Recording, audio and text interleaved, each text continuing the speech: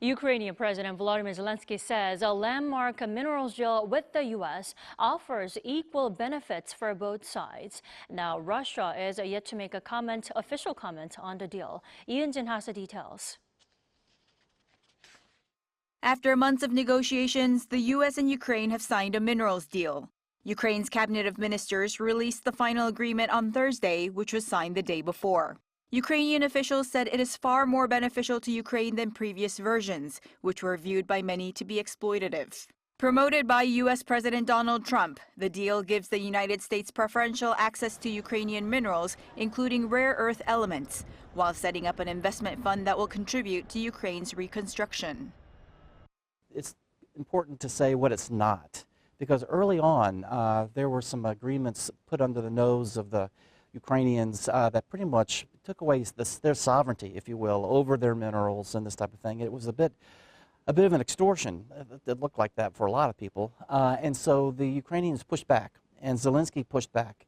The agreement does not provide for any debt obligations, meaning Washington may have made a concession on Trump's demand that Ukraine pay back the $350 billion of aid that he claims has been provided by the U.S. during the war. Though the agreement doesn't provide concrete security guarantees to Ukraine, it does affirm a long-term strategic alignment between the two countries and a tangible demonstration of the United States of America's support for Ukraine's security, prosperity, reconstruction, and integration into global economic frameworks. Ukrainian President Volodymyr Zelensky said the deal was truly historic. The agreement has changed significantly during the preparation process. It is now truly an equitable agreement, one that creates opportunities for substantial investment in Ukraine. The agreement does not recognize any debt, and a fund is being set up, a reconstruction fund that will invest in Ukraine and generate returns here.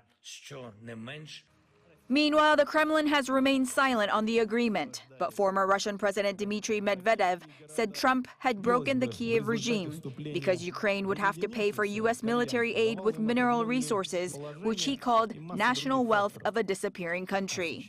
And a former Kremlin advisor suggested that the deal has made it harder for the war to end through peace talks. Since the signing of the deal, authorities have reported that a Ukrainian drone attack has killed at least 7 people in the Kherson region, and a Russian drone attack on Odessa has killed 2 people. The Ukrainian parliament still needs to ratify the latest agreement for it to come into effect. It could be voted on during parliamentary sessions between May 13th and 15th if all procedures can be completed in time. Eun-jin, Arirang News.